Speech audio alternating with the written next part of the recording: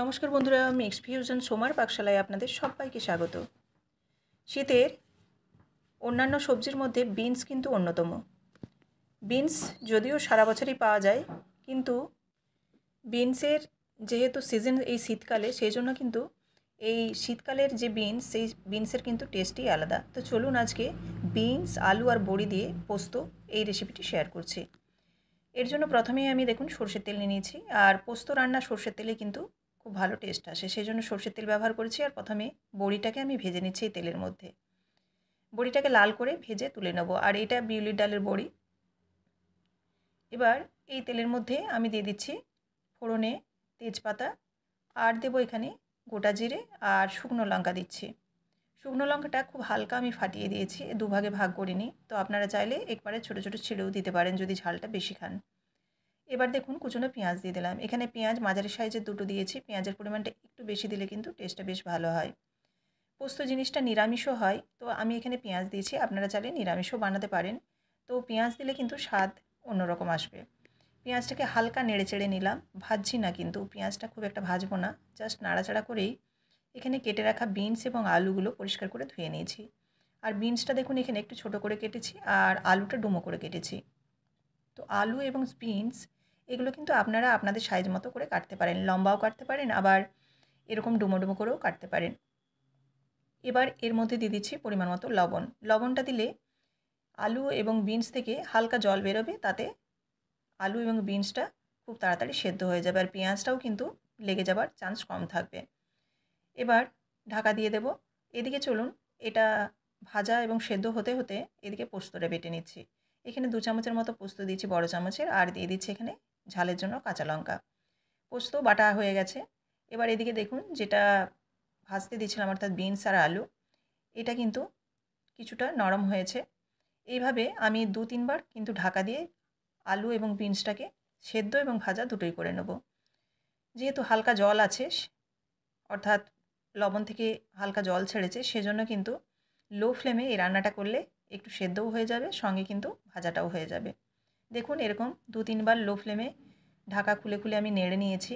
আর এখানে বিনস আর আলুটা মোটামুটি প্রায় 70% মতো সেদ্ধ হয়ে গেছে, আর হালকাও কিন্তু ভাজা হয়ে গেছে। এবার এখানে দিয়ে দিচ্ছি খুব সামান্য ধনে গুঁড়ো, এটা পুরোপুরি অপশনাল, নাও দিতে পারেন। আর এখানে দিলাম কাশ্মীরি লঙ্কার গুঁড়ো একটু কালারের জন্য, এটাও কিন্তু পুরোপুরি অপশনাল।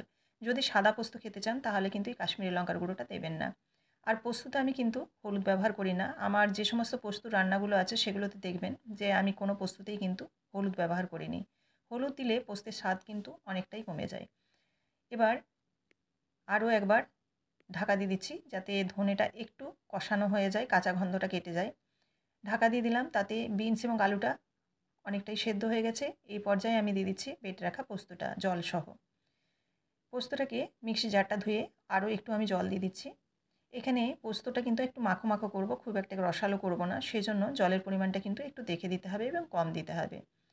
আলু এবং বিনস 90%-এর মতো প্রায় সেদ্ধ হয়ে গেছে। আমি আর খুব সামান্য জল দিয়ে দিলাম, দিয়ে এবারে দিয়ে দিচ্ছি খুব সামান্য চিনি।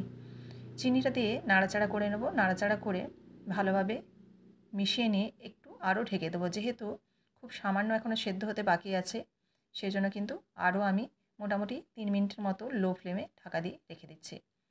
এইভাবে 3 মিনিট পর খুলে নিচ্ছি। দেখুন আলু এবং বিনস কিন্তু পুরোপুরি এবার সেদ্ধ হয়ে গেছে, আর দেখুন একটু গ্রেভি গ্রেভি হয়ে গেছে। এই পর্যায়ে কিন্তু নামিয়ে নিতে হবে। আর তার আগে আমি বড়িটা দিয়ে দেবো। বড়িটা দিয়ে নাড়াচাড়া করে নেব আরও 1 মিনিটের মতো। এই গরমে থাকা অবস্থায় বড়িটা দিলে কিন্তু নরমও হয়ে যাবে, আর বড়ির যে একটা ফ্লেভার থাকে সেই ফ্লেভারটাও কিন্তু এখানে মিশে যাবে। এবার দেখুন খুব ভালোভাবে নাড়াচাড়া করে মিশিয়ে নিলাম। ব্যাস, এবার গ্যাসের ফ্লেম অফ করে দিচ্ছি। একটা সার্ভিং বোলের মধ্যে এবার রেডি করে নিই, তারপর আপনাদের আবার দেখাচ্ছি। সার্ভিং বোলে রেডি করে আপনাদের প্রত্যেক দিনেই আমি এরকম দেখাই। তো অবশ্যই আপনারা কীরকম লাগে আমার ভিডিওগুলো একটু কমেন্ট করে জানাবেন।